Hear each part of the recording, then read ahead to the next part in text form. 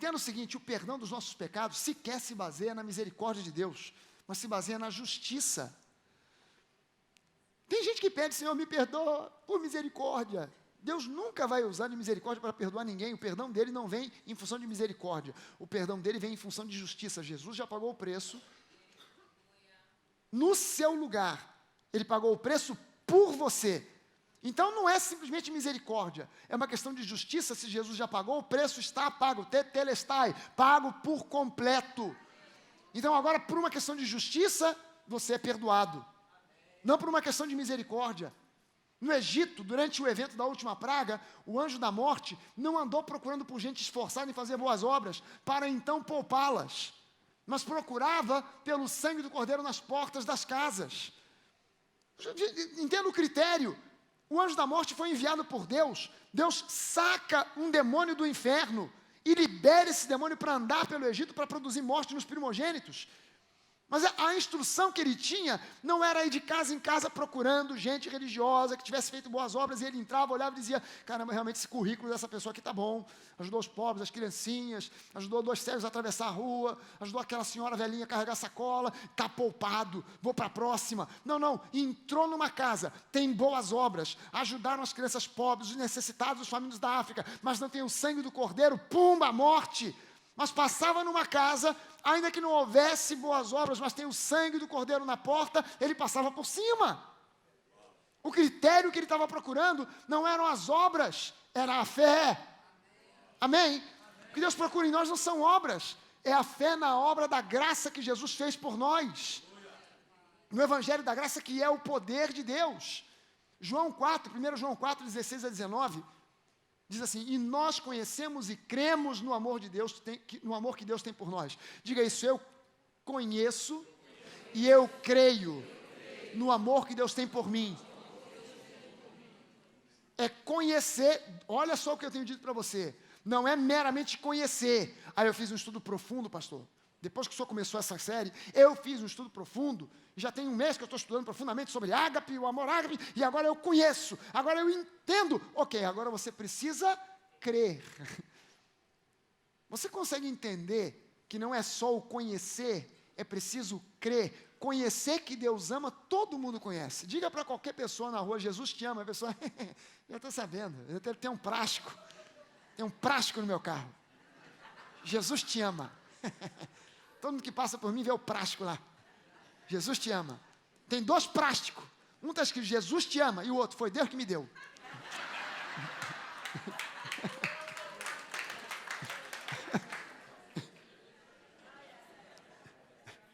Às vezes é um carro velho, caído, cacarecado, foi Deus que me deu. Tira o plástico, meu querido, tira esse plástico. Não queima o filme do Senhor, não. Eu sei que foi Ele que deu, você também sabe que foi Ele que deu, mas o mundo não precisa saber. Deixa isso aí quieto. Ou então bota assim, o próximo Deus me dará. Esse está caído, mas o próximo...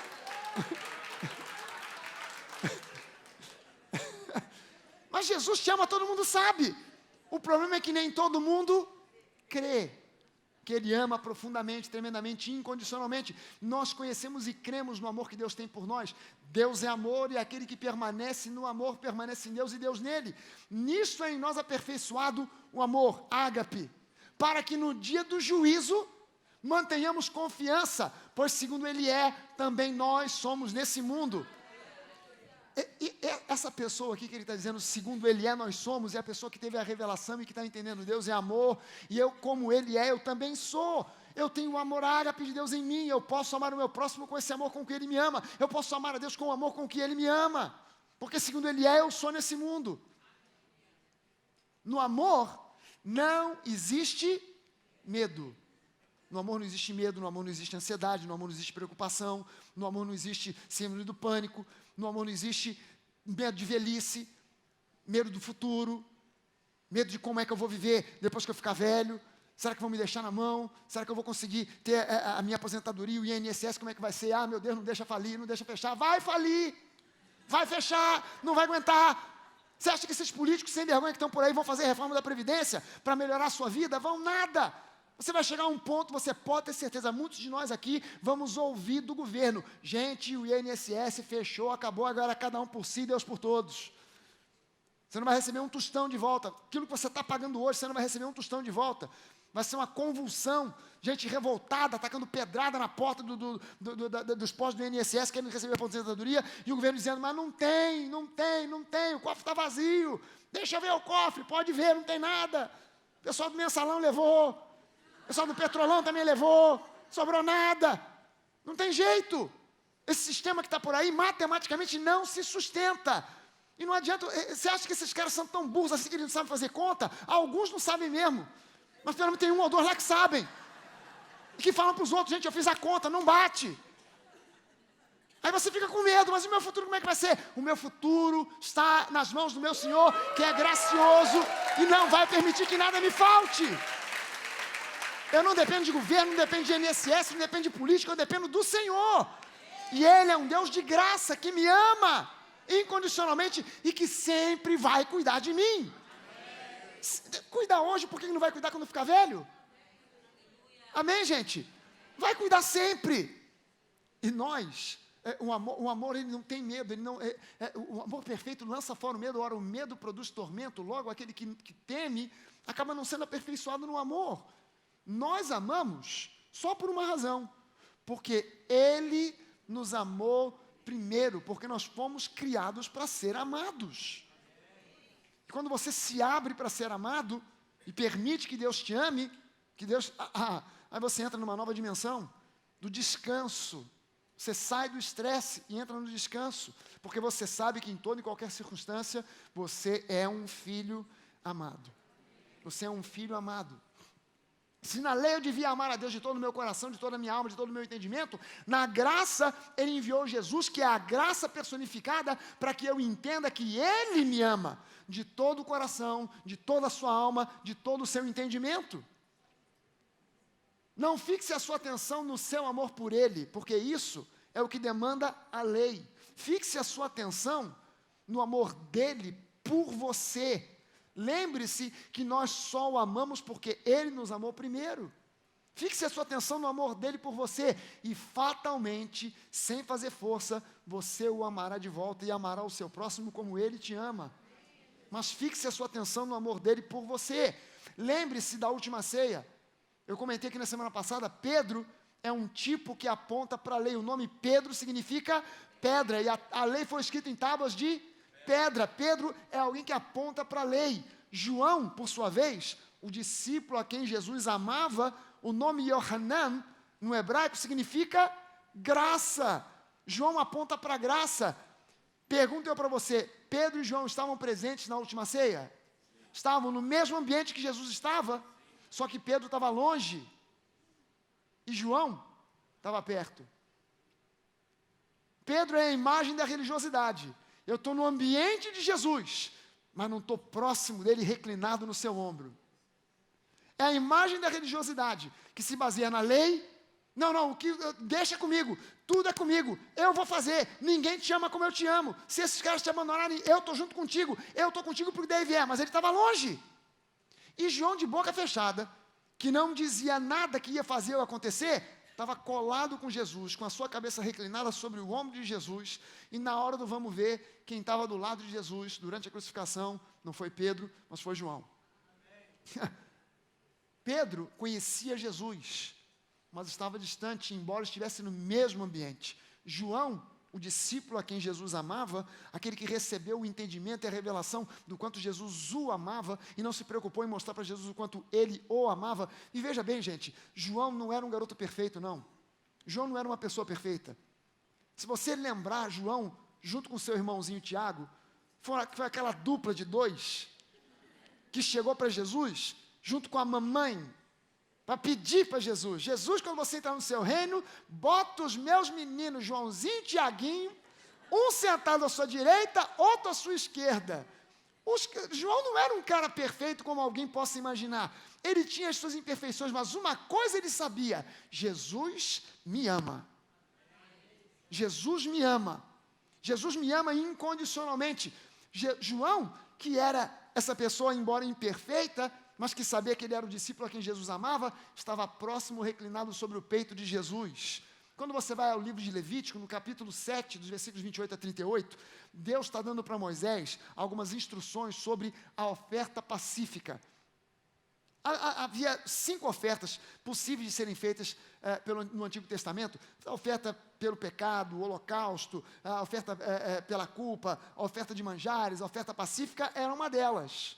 E o termo oferta pacífica nem reflete exatamente o que era a oferta. O termo real da oferta é a oferta pela paz. Alguém que queria ter paz com Deus, estar em paz e andar em paz com Deus. Então oferecia essa oferta, a oferta pela paz, que é chamada na Bíblia em português de oferta pacífica.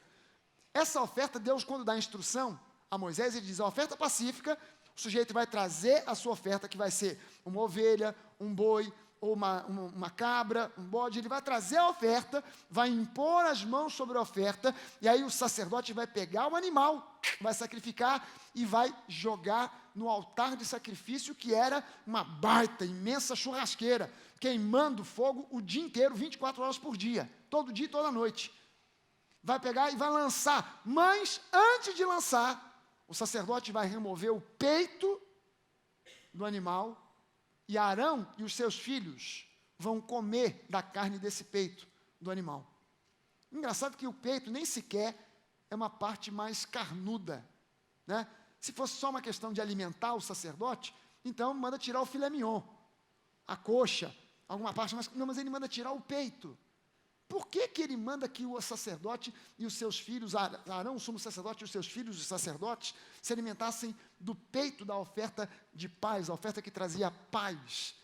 Você precisa se alimentar do amor de Deus, do Pai, todos os dias. E o peito, ele fala do amor. Peito é uma parte do corpo que no Antigo Testamento simboliza o amor de Deus por nós.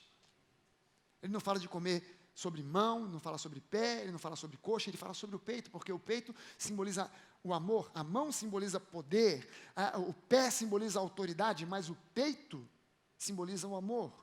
E João estava com a sua cabeça reclinada sobre o peito de quem? Do Cordeiro de Deus, se alimentando do amor de Jesus. E você precisa se alimentar do amor do Pai todos os dias. A Bíblia não diz que você hoje e eu somos sacerdotes e reis do Deus Altíssimo? O sacerdote precisa se alimentar sempre do peito. Você precisa se alimentar todo santo dia do amor que Deus tem por você. Olha só o que o apóstolo Paulo escreve: aquele que não poupou o seu próprio filho, antes por todos nós o entregou, porventura não nos dará graciosamente com ele todas as coisas? Se você for ler esse versículo de trás para frente, ora, é óbvio que Deus vai nos dar todas as coisas. Por quê? Porque Ele já entregou em primeiro lugar aquilo que Ele mais amava, aquilo que era mais precioso para Ele. Então agora, será que Ele ama mais e vai reter algum bem que nós necessitemos? Alguma coisa que a gente precise? Não, por que Deus vai suprir as suas necessidades todas? Por que Ele vai cumprir os teus desejos quando você ora e pede um carro, uma casa, ou seja lá o que for, um casamento abençoado? Por que Ele vai te dar todas as coisas? Porque antes de te dar essas coisas, Ele já te deu aquilo que Ele mais de precioso tinha. Aquilo que Ele mais amava, Ele entregou Jesus por você, não vai entregar o resto? Alguma dessas outras coisas é mais cara do que Jesus? Ele já pagou o preço máximo, o resto para Ele é troco. Se Ele já entregou para você o que mais precioso Ele tinha, como é que Ele não vai entregar todas as coisas graciosamente para você? Vai entregar de que forma? Graciosamente, ou seja, pela graça. Tem alguma coisa a ver com seus méritos? Não, é graciosamente, é pela graça. Ele já nos deu o que de mais precioso Ele tinha, aquele que Ele mais amava, o seu próprio Filho Jesus. Gente, quando você vai ao livro de Gênesis, e você vê Gênesis 22, Deus pedindo a Abraão que sacrifique o seu filho. Olha como é que Deus fala com Abraão. Abraão, pega o teu filho, o teu único filho, o filho a quem você ama, sobe com ele no monte, lá no alto do Monte Moriá, e sacrifica esse filho para mim. O jeito com que Deus fala é até meio, humanamente pensando, é cruel, né? Porque bastava ele dizer o seguinte: pega o teu filho e vai sacrificar, já está difícil. Mas ele chama a atenção no seguinte: eu vou dar uma cutucada em Abraão. Olha só, é o teu filho. Ah, sim, é o meu filhinho.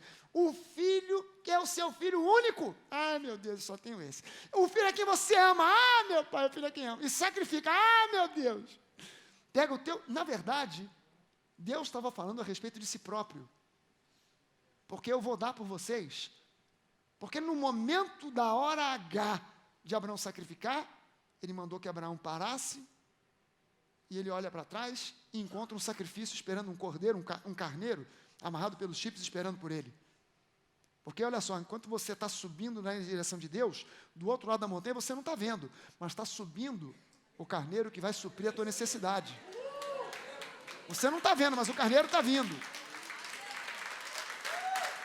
No momento em que ele, na última hora, Deus parou, mas com o seu próprio filho, o único filho, o filho a quem ele amava, Deus deu, e ele foi até o fim.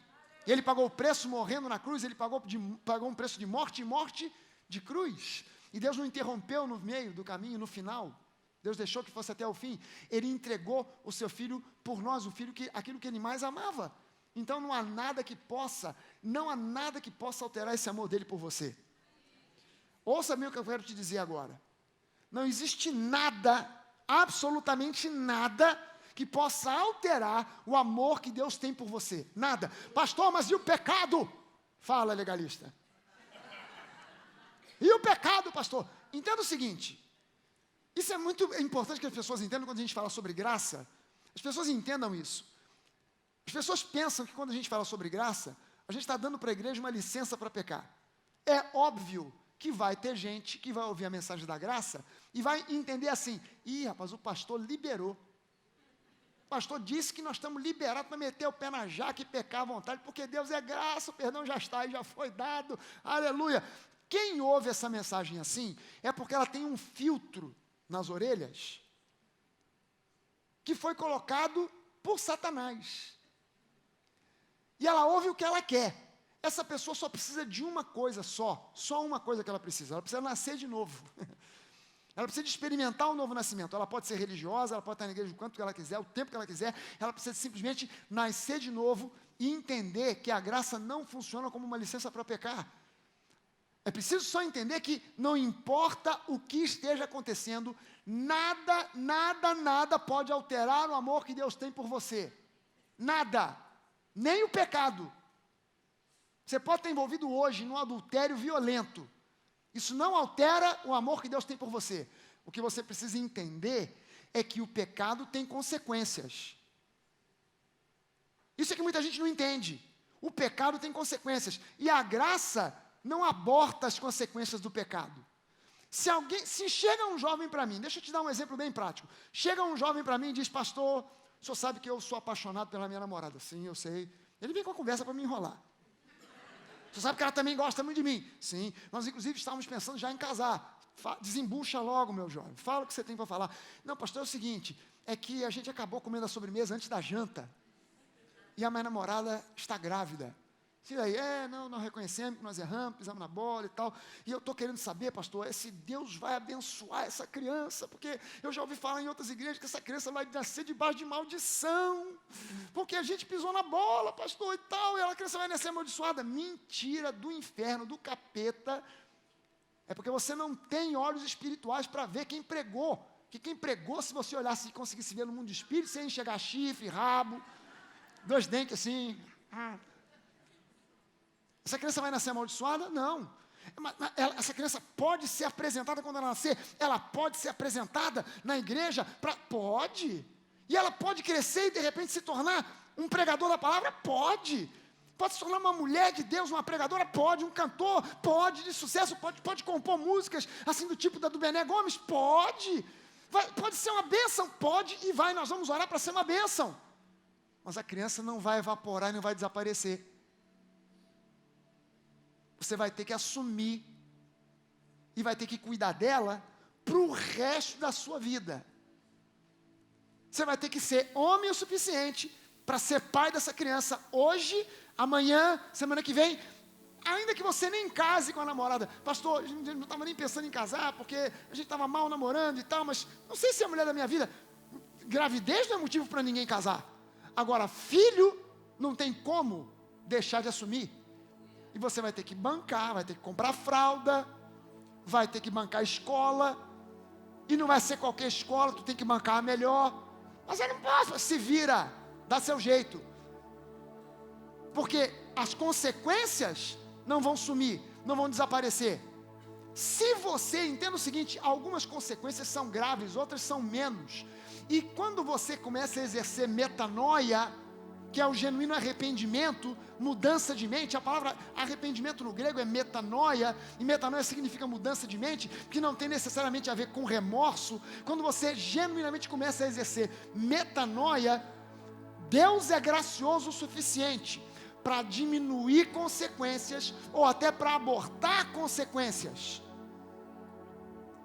Mas isso não significa que agora você peca pensando assim, já estou pecando no crédito que Deus não vai me trazer consequência alguma.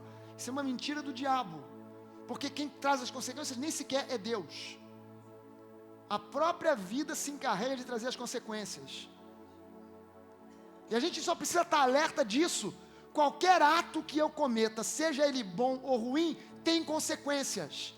E você tem que assumir as consequências. Se eu pequei contra alguém, ofendi aquela pessoa, e eu vou àquela pessoa, me conscientizo do meu pecado, eu errei, eu ofendi, eu estou consciente disso, Senhor, eu creio que o Senhor já me perdoou, mas agora eu preciso ir lá e também conversar com ela, porque o apóstolo Tiago diz que nós devemos confessar os nossos pecados uns aos outros. Ou seja, não é confessar a você uma coisa que não tem nada a ver contigo, mas se eu errei contra você, eu preciso confessar a você a minha conscientização de que eu errei e pedir a você o seu perdão.